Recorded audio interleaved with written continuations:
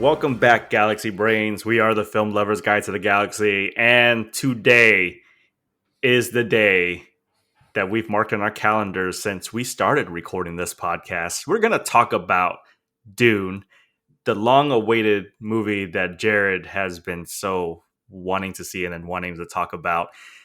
And luckily for us, we got to wait a couple more years and we'll get part 2 to kind of finish this up.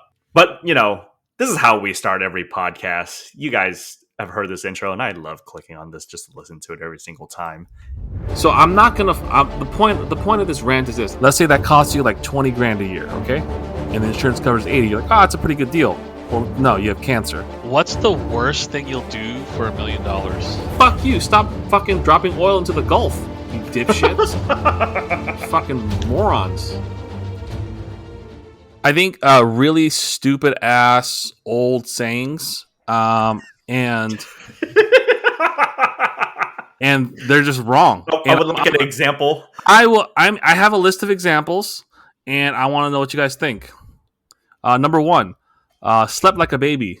I have friends who've just had babies. Do you guys understand how babies sleep? They don't Babies do not sleep out through the night. I mean, slept like a log. Good. No, dogs don't sleep. Yeah, but the whole idea of but babies sleep pretty well once you get them on a schedule. Yeah, I guess, but I just didn't like the idea because it sounds like there's a lot of people who get up at 2 a.m, 3 a.m, 4 a.m. Babies have interrupted sleep. It is not a good saying. It is stupid, I think. 2, flattery will get you nowhere. I think that's completely untrue, and I think that kissing ass gets you everywhere, and it's sort of like par for the course for a lot of jobs. It's stupid. We're actively losing listeners. Number 3, customer is always right. That is 100% bullshit. That's the only one I have agreed with you so far. Yeah, that is false. Yeah, customer is. I mean, okay. To be fair, customer is sometimes right. I think that's a better way to put it. But the whole idea of like fucking over your own retail employees, I'll use retail for example, I guess. They don't give a fuck, Joe. Yeah, it is not okay. I think you should value your employees more than a single sale because a happy employee will get you better business. Stupid. Number 4, and I only have 7 of them. Number 4, money can't buy happiness. It's a two-sided coin, I think. Although this is somewhat true, I would say money prevents sadness. I think that if you have a ton of money problems, you're dealing with a lot of bullshit and stress of living paycheck to paycheck, dealing with bills, dealing with rent. It does not help your quality of life. Now, money not necessarily can't buy love. That's buy true friends and things like that. I agree with that. But I would say the statement is incomplete. Number 5. What doesn't kill you make you stronger. I can tell you right now, sometimes what doesn't kill you can absolutely cripple you for life. Okay? So this is some Dragon Ball Z shit, and humans are fragile as shit. So I guess the best way to put it is avoid trying getting killed. Okay? It does not necessarily make you stronger. Number 6, an apple a day keeps the doctor away. No. I mean, there's people Yeah, but that's sayings from like a long time ago when people. We should have new ones then, is what I'm thinking. Yeah, but like, no. That the idea behind it is that they want you to eat a healthy diet. A healthy diet keeps the doctor away. Yeah, but that doesn't sound as good. That doesn't rhyme. Number 7. Joe, there's 7. Last one. There are no stupid questions. They're absolutely stupid questions. I think the intent of this... As a teacher, I can't rubber stamp that. Hold on. I was going to say, the intent of this, I understand, is you want people to be inquisitive and ask questions. But similar to customer is always right, I don't think this should be an absolute. I don't think there's absolutely no stupid questions. There are absolutely stupid questions, and I'm sticking to that. Now, I don't want to say don't kick down your students, I guess from a teacher standpoint, but you don't think there's stupid questions from customers? Yeah. Like dumbass customers? It exists. Okay? And so within the field of everything, there are stupid questions. And those are my hot takes for this week.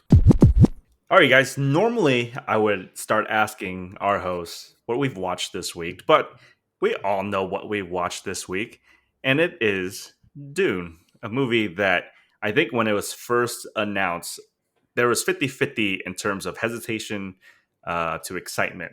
I can tell you personally, one of my friends, when they heard Dune came out, they were very afraid of the movie.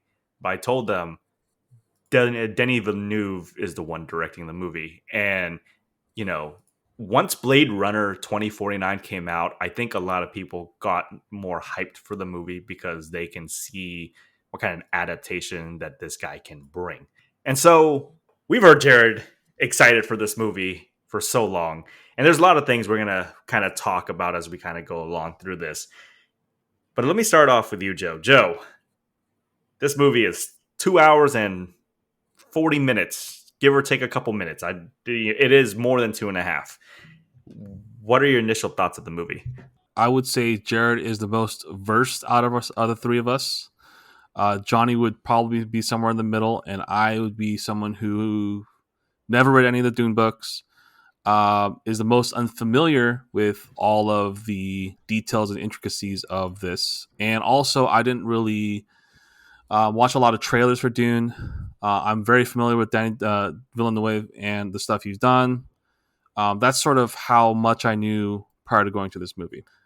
I have to admit, when I was watching the movie, I did have to pause and look at, like, See, when I heard you say that, I was a little disappointed that you just didn't let it ride, baby. Well, to be honest, I only paused in the first 30-ish minutes. What did you pause for? So I was thinking the houses and stuff, the feudal systems. I've only but you don't need to know that you just have to understand. I don't know that. Like, here's the thing: you probably know how the movie goes.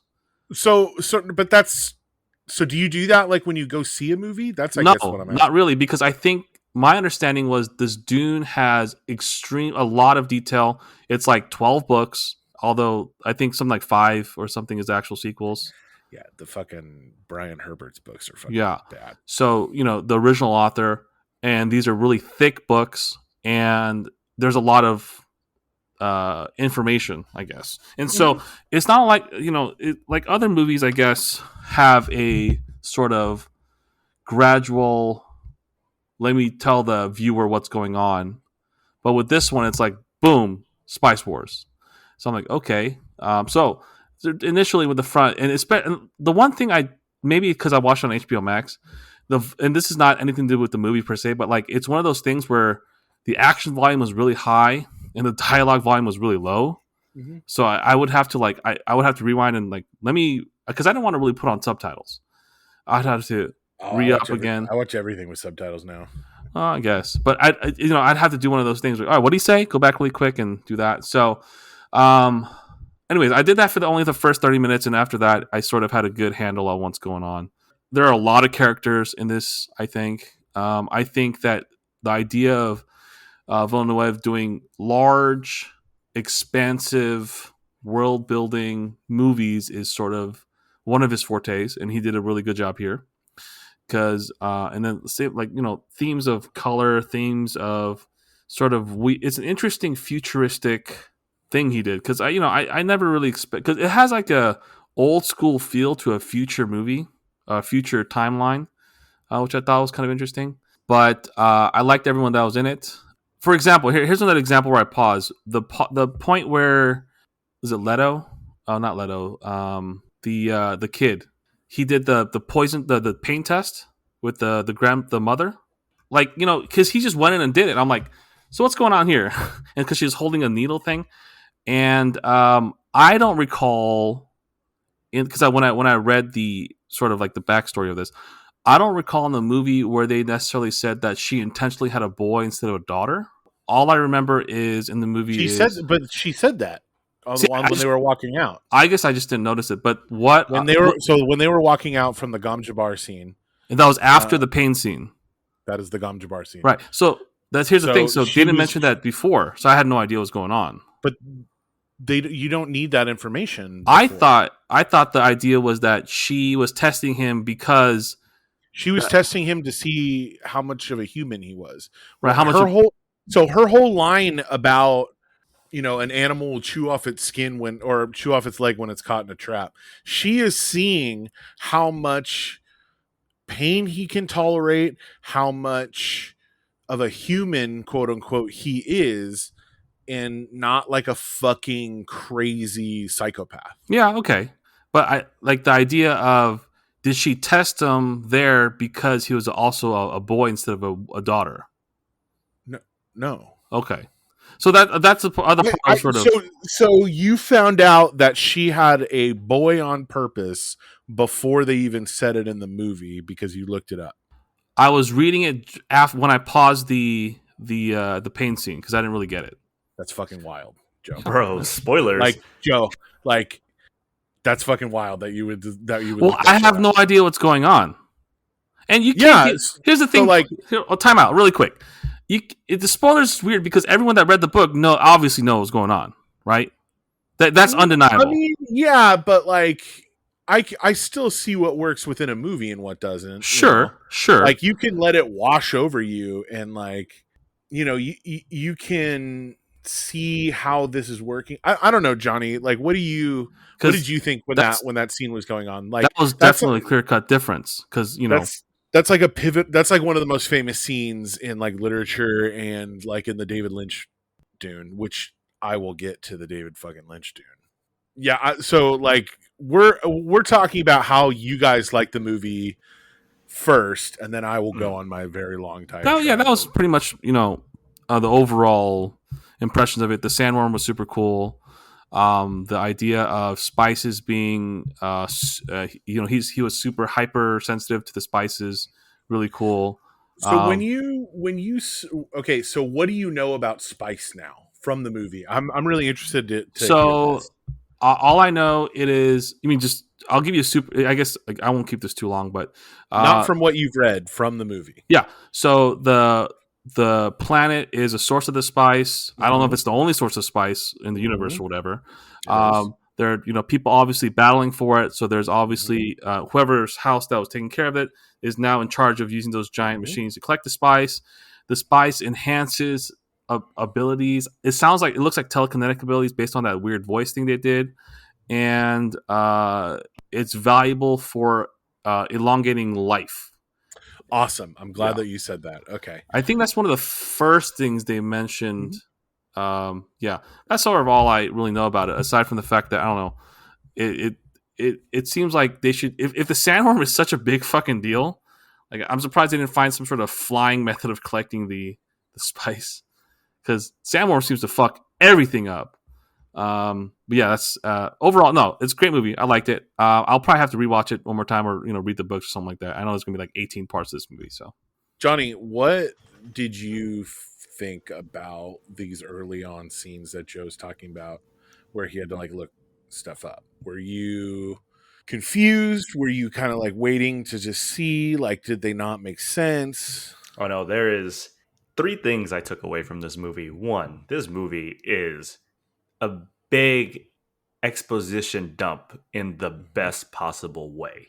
That first 30 minutes was all about talking. And, for people that kind of deride Christopher Nolan, I would tell you Villeneuve did it way better than what Nolan normally does, in terms of he got his point across while keeping us engaged and not getting lost into the story. It was pretty, I think when you start rewatching second, third time, you pick up little things, but when you watch it the first time, you got to think of just the big picture. And if you can kind of mentally kind of go through it, it gives it to greater viewings as you kind of go along. Number 2, I get where George Lucas got some of this shit. It makes sense now where some of this stuff came from. Right? Do you see why I call Dune Star Wars for goths? Yeah. Like this movie is goth as shit. Yeah. Like I am walking around in a trench coat listening to Bauhaus, reading my copy of Dune, basically. Another thing that I got taken away, especially since I watched it first in a Dolby Cinema, which has excellent, usually those cinemas are excellent with sound. As much as, kind of pains probably Jared to hear, but like Villeneuve kind of took a page out of Nolan's book with sound mixing because Joe, your problems when you talk about that isn't a problem. It's purposely done.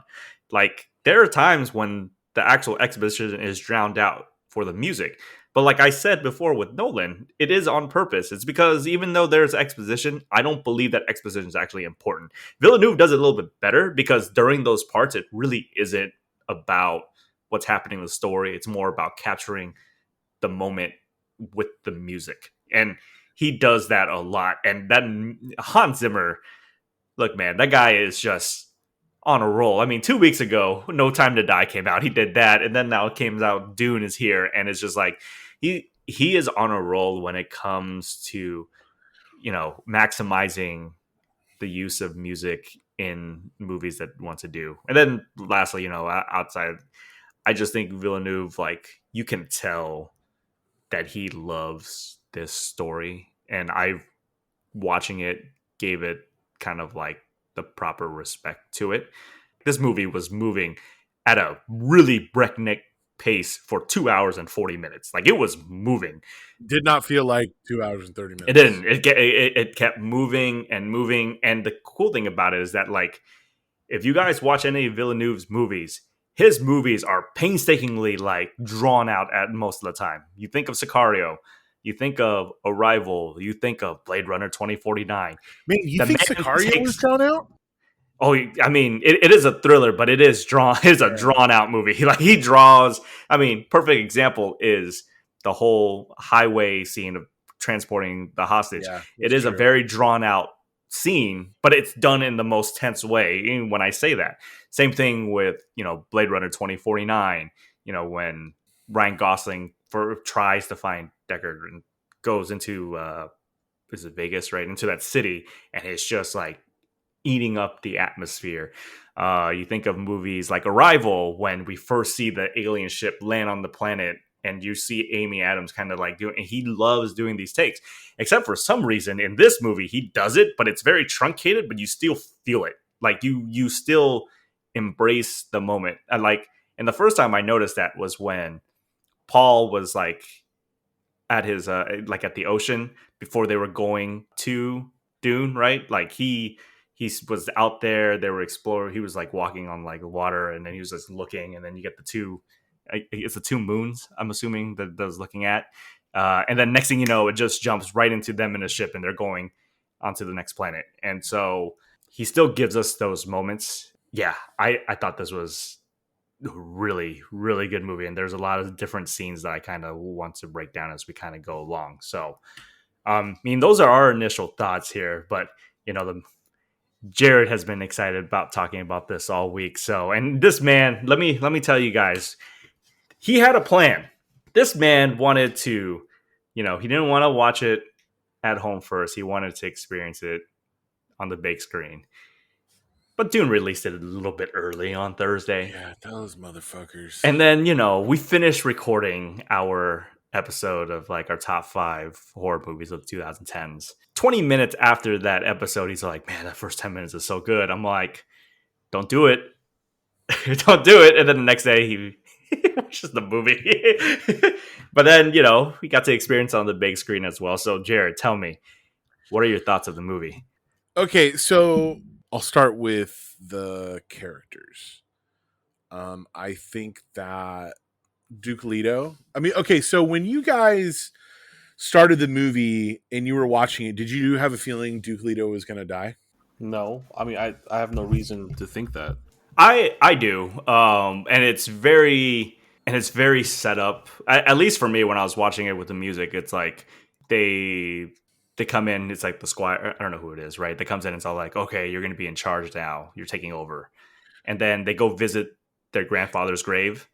The bull. They kind of had the herald of the emperor when they were there, having him sign the charter that they would inherit Arrakis. Yes, the herald of the emperor like just had that look on his face, and I'm like, oh, like the people who read the book like knew what was going to happen. Yeah, and it was such like a nod to those people that like, like he's fucked.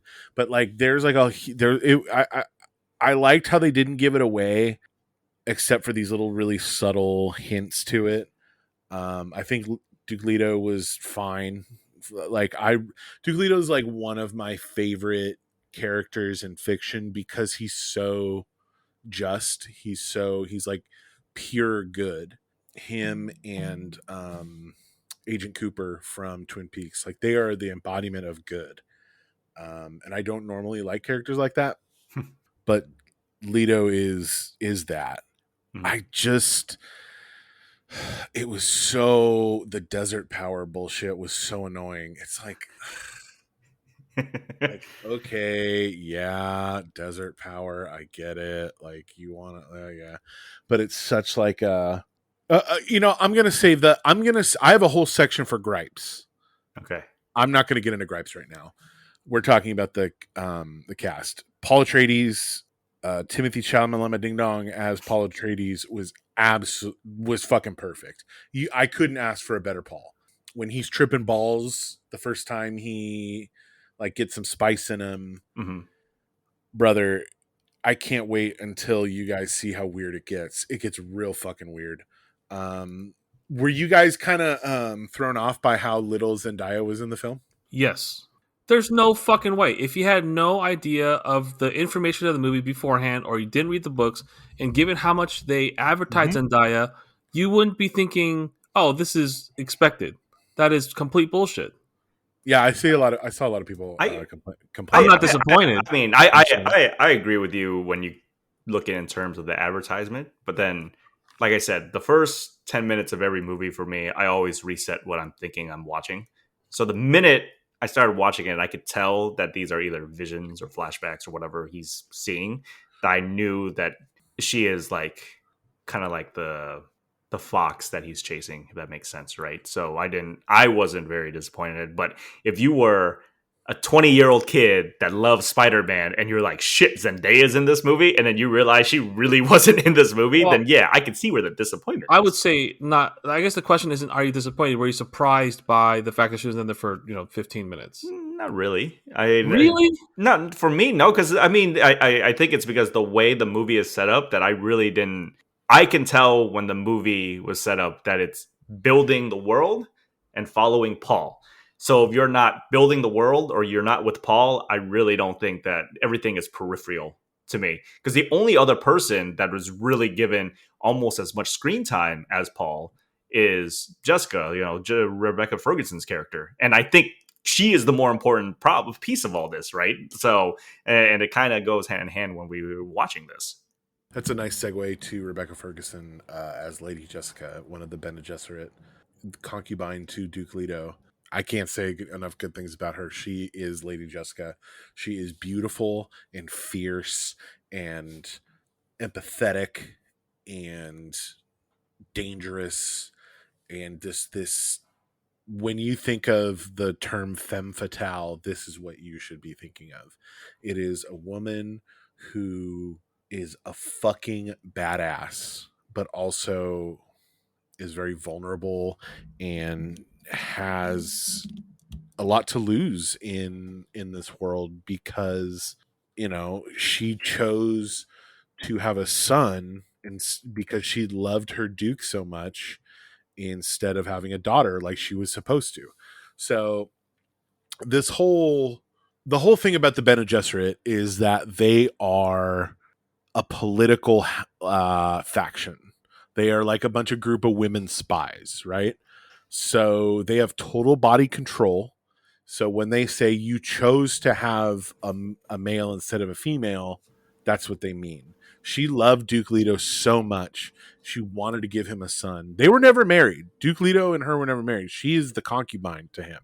So they kept him single in order to, put him in a position of being married for political gain. It's like a real Game of Thrones thing. Which, by the way, when that scene actually happened, I know you talked about it before, but then when that scene actually happened, I was like, "Aw, shit!" Because Oscar Isaac with Paul, right? He or not Paul, Duke Leto. He just casually says like, "Man, I wish I would marry you." I'm like, "Oh, yeah.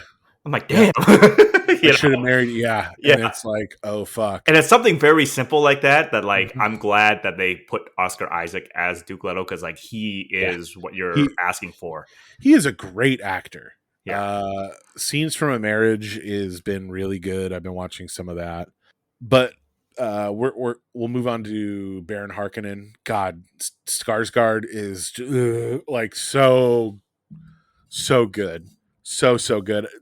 The real star of this movie is the scope and the size and the sound effects, the little small sound effects of like his repulsors. So Baron Harkonnen is so fat he can't walk on his own, so he has to hover. So those things that turn on his back, the sound of those are fucking awesome. Just the little touches of sound here and there are fucking perfect. It's that kind of attention to detail that makes me fall in love with this movie. Josh Brolin, really good. I think Javier Bardem as Stilgar, really, really good casting, which leads us to Duncan, Idaho. Now, I understand you want to attract the female demographic to this movie, but holy shit, you fucked up Duncan, Idaho.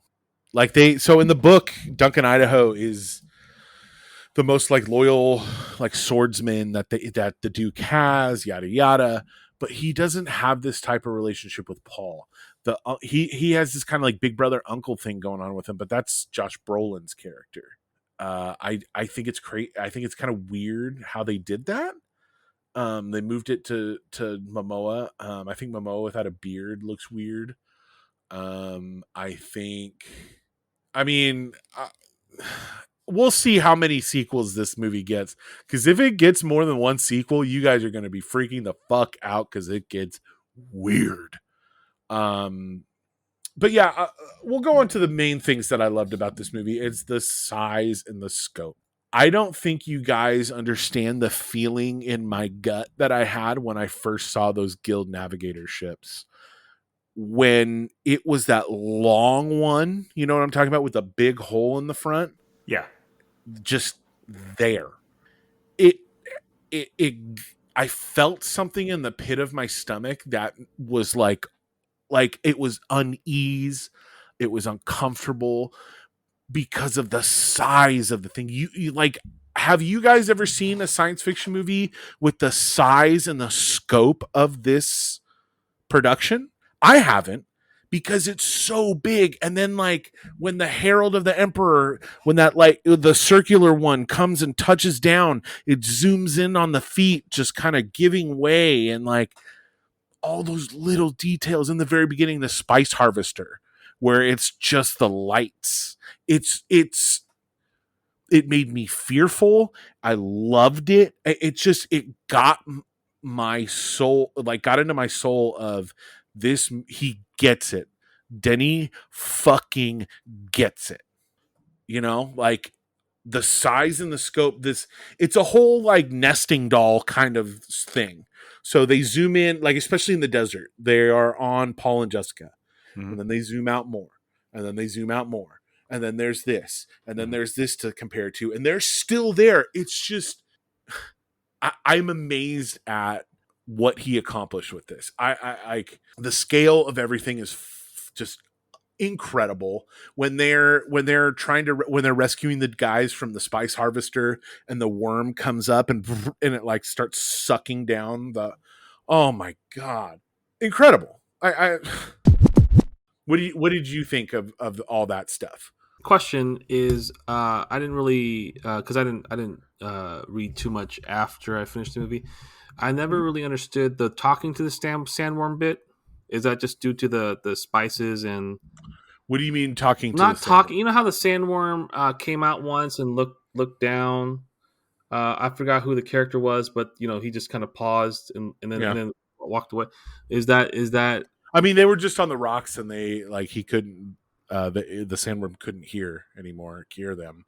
Also, it was supposed to be this kind of messiah, like he's the Messiah, he's the Lisan al Gaib, he's the voice of the outer world.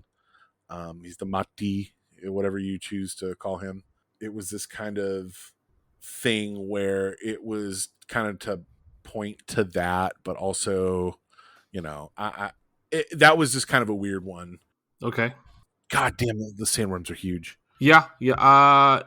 Again, the whole world building was really well done. I was a big fan. So I was just curious to know my thoughts of it, and this is more of a broad perspective. Is would the average viewer like me, and me being the person who knows nothing and watching it for the first time, will they have a lot of questions as well? And I want to say yes. So let's do question time before I get into things that I hated about this movie. I think that also, this probably goes without saying, it would have been better at the theater. One of my only complaints was the fact that the sound was kind of funny, and you did mention that. But I figured if you have it on IMAX and you have the sound, no, I've heard it's bad in IMAX. Oh, really? That's a shame. I don't think it's bad. I think it is something that moviegoers in this scale is going to have to start getting used to directors like Villeneuve and Nolan that will mess with the sound, because we're used to trying to visually see everything and hear everything, but they're trying to like invert it in us to be like, use the music to feel. The wording is just there, but our ears are trying to pay attention to what they're saying more or less. I've heard that. So the box scene, I heard the sound gets so crazy that you can't hear the litany of fear when she's saying fear's the mind killer, fear's the little death. Really? I've heard that. I was like, I heard it. I was like, it's crazy. She seems to talk so clearly in that. I think it's because I was like, because it seemed like a really incredible scene, so I was like more leaning forward to make sure I caught everything. Mm-hmm. I just don't. And this is again from a person who hasn't watched much. Like the whole, you mentioned the women concubine, spy thing. I don't know if it was. I guess this is the first half of the first book, right? This movie is effectively what they're trying to do. Yep. I just don't know how much of the detail was in it. I mean, there was the bit about the box, and then her talking to Jessica about, giving him a son and a daughter and things like that.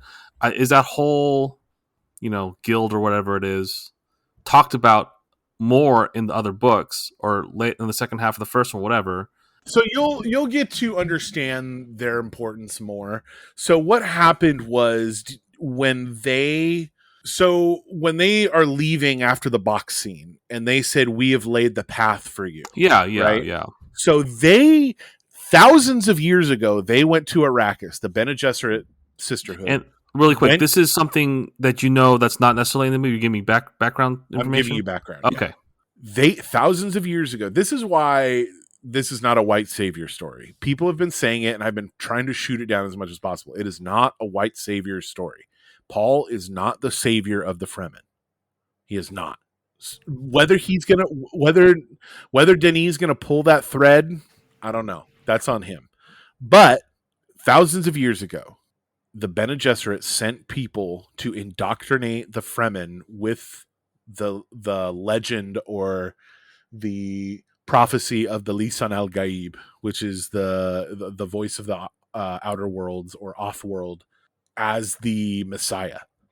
So when Paul gets off and they're chanting Lisan al-Gaib, Lisan al-Gaib, sure, that is the Bene Gesserit at work.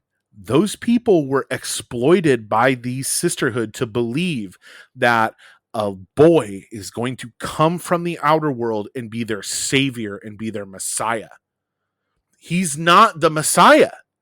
It's been planted there thousands of years ago by this sisterhood trying to manipulate this whole galaxy to their political gains. Now, you don't really get all of that in depth because it's not really, I mean, it's a 2.5 hour movie, and like you got to make some sacrifices. But when she says, "We've laid the path for you," and she kind of explains it when they're in the ornithopter, when they're flying. Okay. When she says, it was laid before us, they've done the work and that kind of stuff, when she's talking to Paul, that's kind of how, like, if you spend some time thinking about how fucked up that is, that's the interesting part of this movie. That's the interesting part of this book, is how fucked up it is in the book where the Missionara Protectiva, thousands of years ago, they implant this Messiah lore into this Fremen Bedouin culture of someday this boy is going to come and be your savior. And it's like, what? I would have to assume that this is a twist coming in a future movie that an average viewer wouldn't know if they. I don't think read the books. I don't think it's a twist at all, because she said, they alluded to it. We've put the path, and I think that's all they're gonna allude to it as, because so it sounds pretty like hidden, like a cryptic message, if anything, because I think the average viewer would be like, okay, so this guy, because this guy is going to be the savior. Maybe like that. I'll have to. I'm gonna watch it again. I mean, of course, but I need to see the exact language she uses. Okay, but I feel it was a nice medium to a nod to book readers, and also kind of laying that groundwork for that. Mind you, he still has to meet all these Fremen. At the end when he, okay, we're going to get into my complaints right now. Do you guys have any more questions? Go for it. So my complaints are, one, it couldn't be a 5-hour movie. I'm very upset they didn't give him 5 hours. 2, he says he's not going to release a director's cut. Okay, buddy, release your fucking director's cut. I know this isn't your director's cut. 3, I had a real big problem with Duncan Idaho's casting. He wasn't very good, yada, yada. Okay, I've gone into that. 4, as a book reader, you are told Arrakis is the most deadly planet in the world, and there's no moisture discipline. So in the book, you can't be outside without a fucking still suit on. Okay? You'll fucking die in like a half an hour out there because it's so oppressively hot. And, we got to have all these pretty people, so we got to show their faces. Like, I get it. Okay, Hollywood, sure. But you undercut the spitting scene. So when the spitting scene happened, did you guys laugh? Was that funny? After I think was it Duncan Idaho who says, "Oh, okay, it's a sign of respect." Mm-hmm. I didn't necessarily put that together until later on, but yeah. So in the book, moisture discipline is so hammered home because you need to conserve your moisture. Your moisture is everything. It is the essence of water. It is the life. It is the everything, right? And even later, like when Paul in a scene, this, I guess this is a spoiler.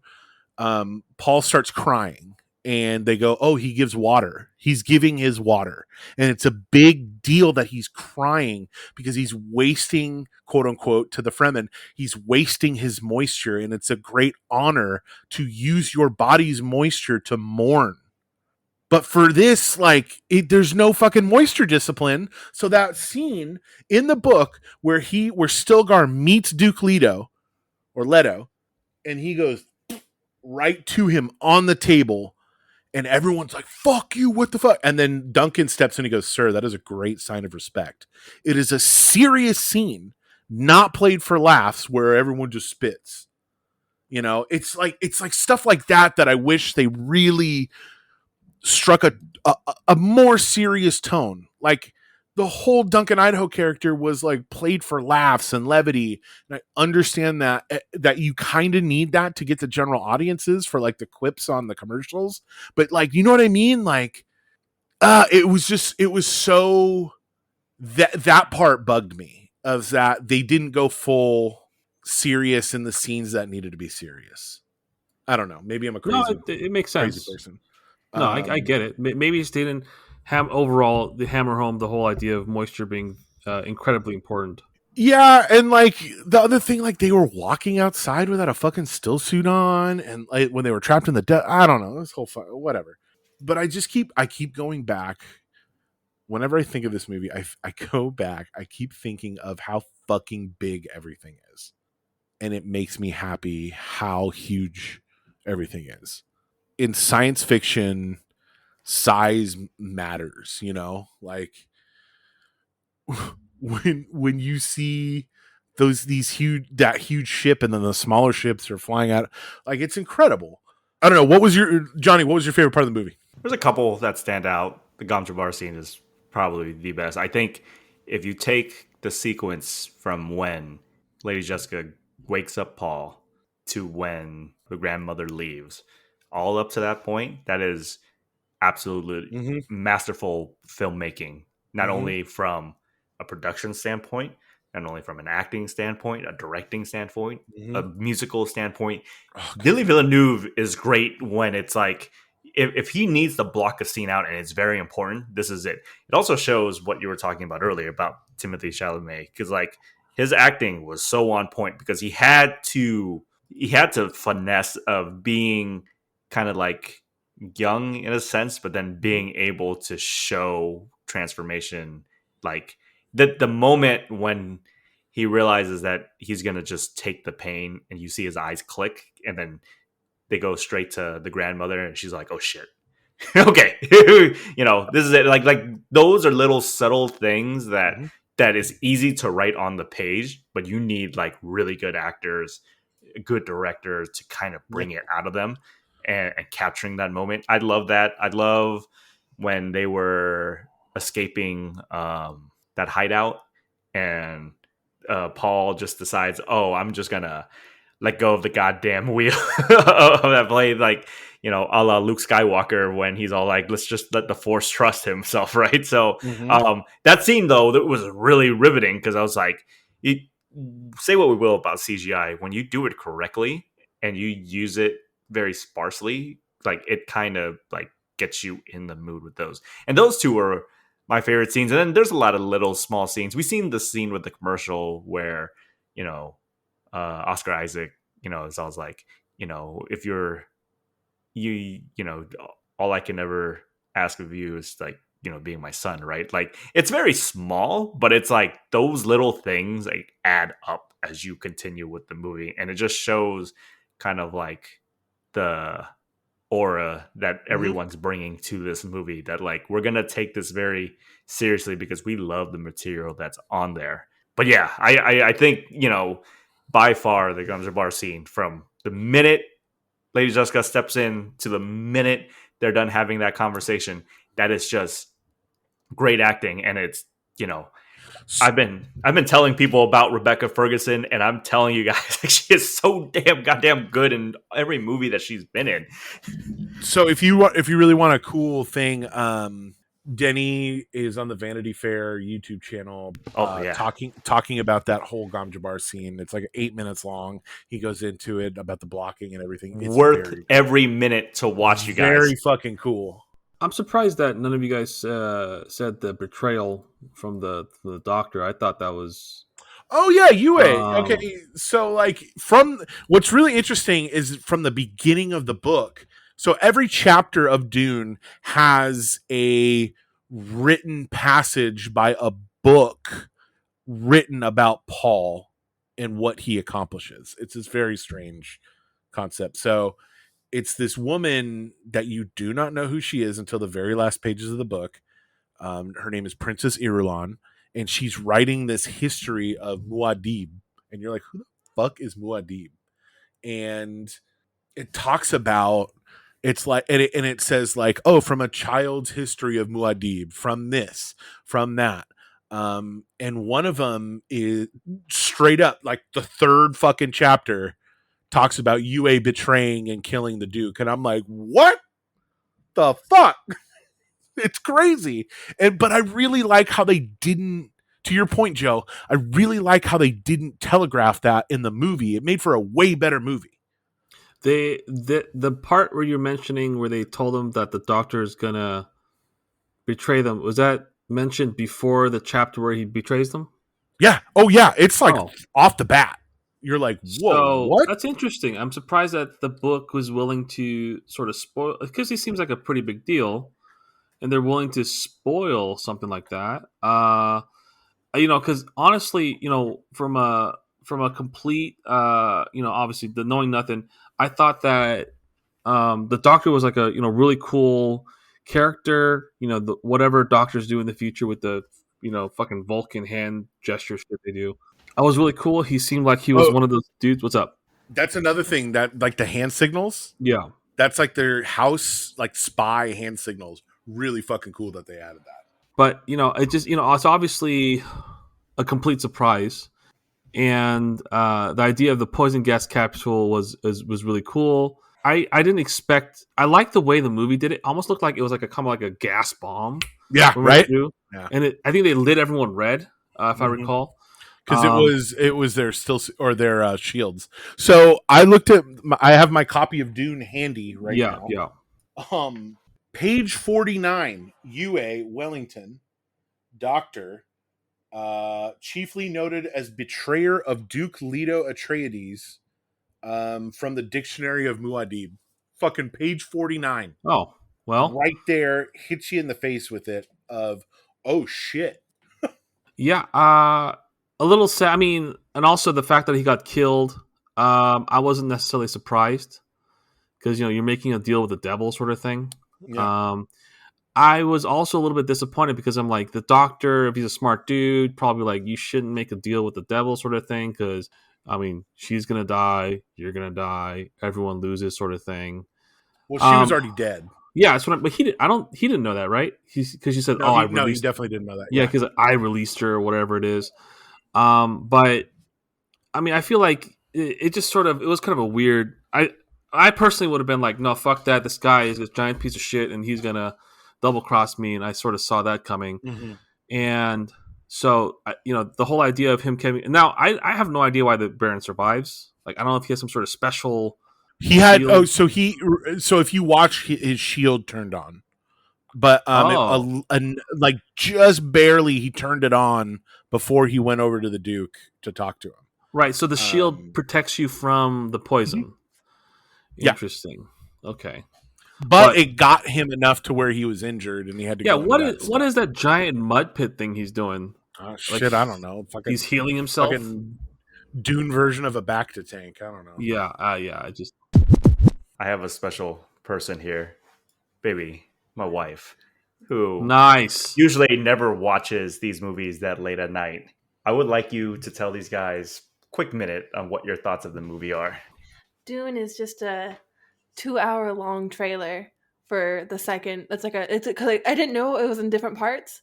So when it said part 1, I looked at Johnny and I said, "Oh no." And then the entire movie was just a trailer for part 2.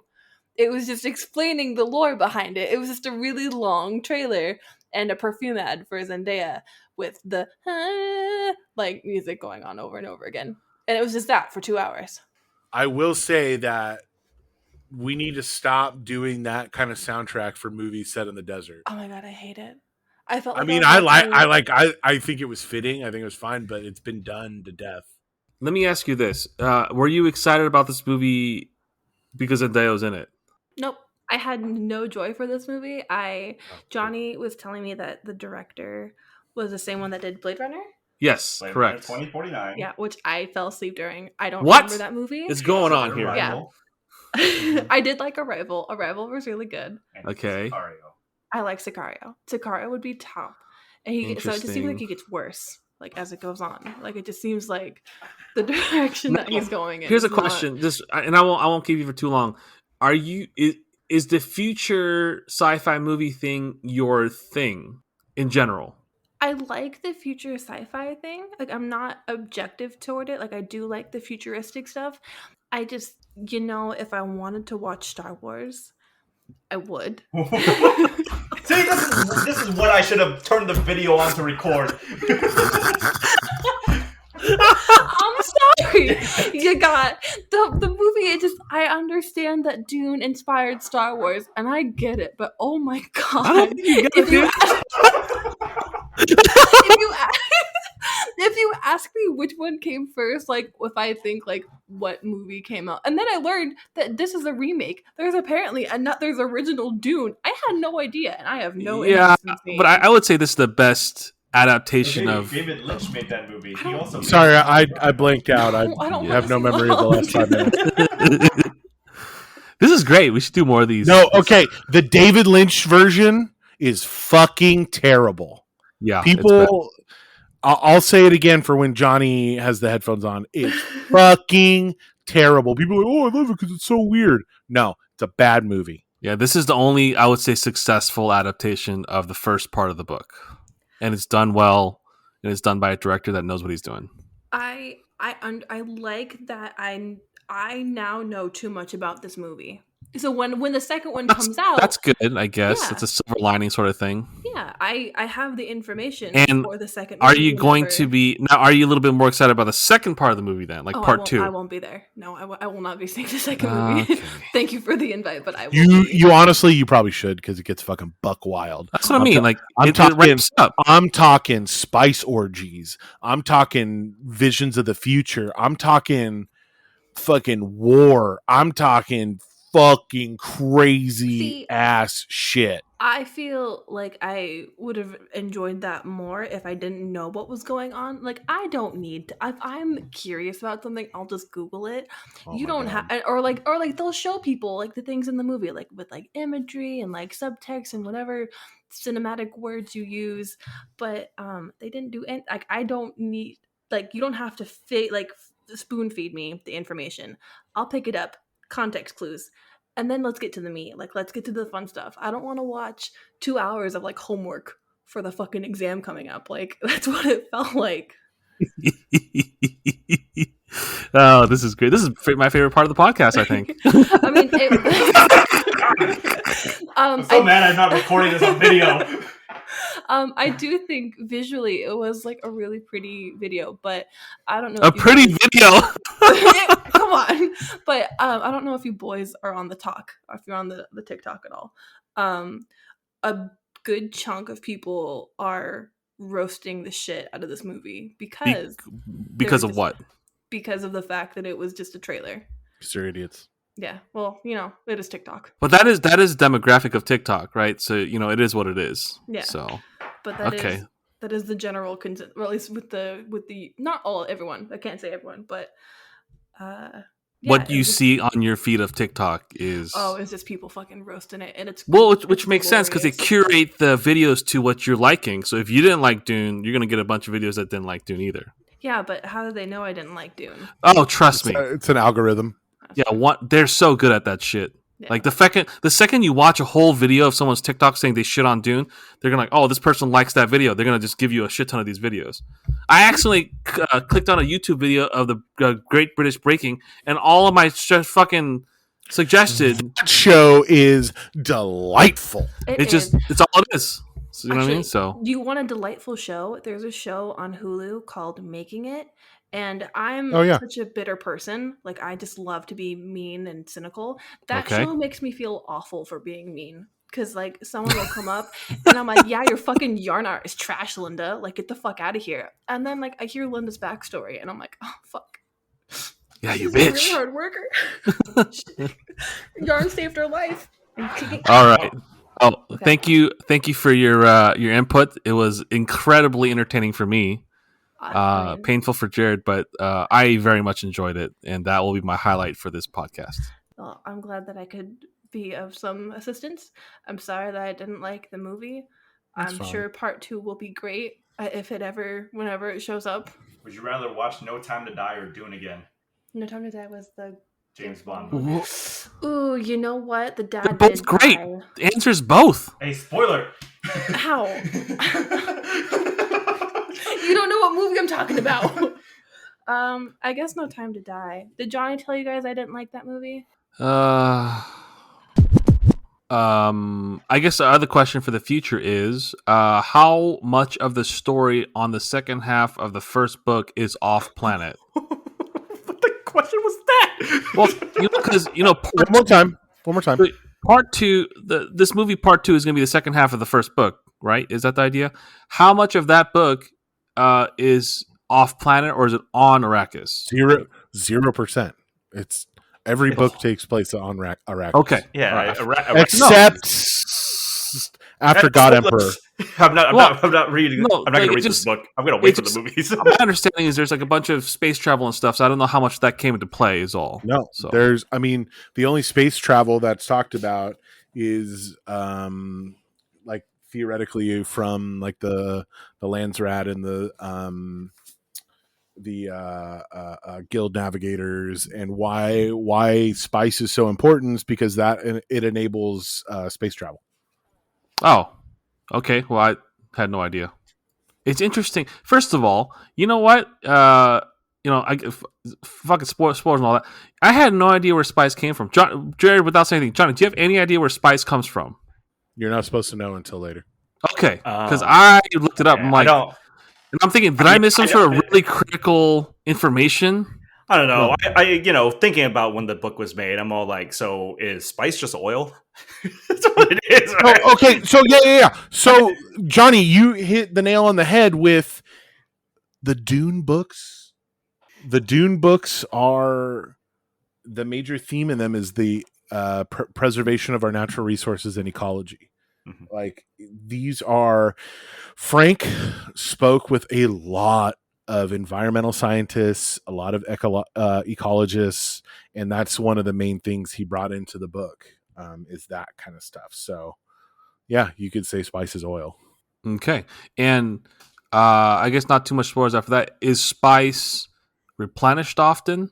Is it a limited resource on this planet where you can only have, after you mine it out, you're done, sort of thing? Like how? No. Okay. All right. That's my only question. I just think I can tell why. At some point, I am going to read this book. I just don't have time right now for it because there's a lot of movies for me to watch. But I could tell that there's the audiobook is fantastic. Highly recommend the audiobook. A lot of different themes that he kind of crossed around. Like I said, if spice is representative of oil, then a lot of like the emperor, the different houses kind of represent like different religions, power, stuff like that. So I could see it. Like I could clearly see the big overarching thing. What I liked about this movie is that it wasn't preachy to me. It just really told me, and I could kind of go through with these themes and kind of see it for myself. So yeah, I think the pacing was done really well overall. I didn't think it was too fast or too slow. For a 2 hour and 43-minute movie, this movie was moving. Sometimes a little too fast, but it was moving, and I was like, oh, okay. So, but yeah, we got, was there anything that you didn't like or understand, Joe, when it kind of came to this movie? It's super technical. Oh. You really can't put a crown on a tooth like that without it. Yeah, it's but that's it. It's an anatomy thing. It wasn't a crown. It was like an thing actual, you break. A replacement tooth. Yeah. You don't think in the future they could have done it that quickly? I take it back. You make a very good point. So that technology could exist. It's just the way he put it on because it looked like a tooth. He's like, here you go. And I'm thinking, I guess. But I understand it's supposed to be like, a bomb, pretty much a bomb capsule. So I guess it was, it is what it is. Let's end it with this as we do. Let's give our closing marks and give it a grade. So Jared, I want you to lead this off. Today, absolutely. Far and away an A. It exceeded my expectations. I thought, hot take or whatever secret, I thought it was going to bomb. I thought it was going to be decent to okay. I am so much happier with what we got. I'm very excited for the second and possibly third one if he does Dune Messiah. I would say A-, but the minus is really because I just didn't understand as much as the average person would. I feel like if I read the books or did the audiobook and I had a little bit more background information, it's easier to follow and digest. It would have been an A. Good movie, great movie, highly suggest it.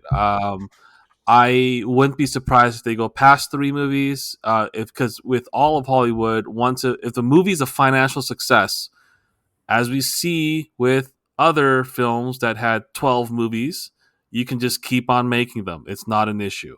So if it continues to become a financial success and people like it, people watch it, and it does a good job of representing the book, I can see how it can, make the long run. But fantastic movie, highly suggest. This movie is one of the best sci-fi movies you'll see in the past 10 years. Denis Villeneuve, when he understands a project or has deep love for it, you can see it spreading throughout the screen. Jared said it best, size and scope matters, because when it comes to sci-fi movies, sometimes people don't get to see size and scope, and you see that a lot with this movie. The cast came to play, especially Timothée Chalamet and Rebecca Ferguson. Those two absolute knockouts in this movie. Hans Zimmer's score works so well, and like I said, Denis' passion project is fruiting benefits.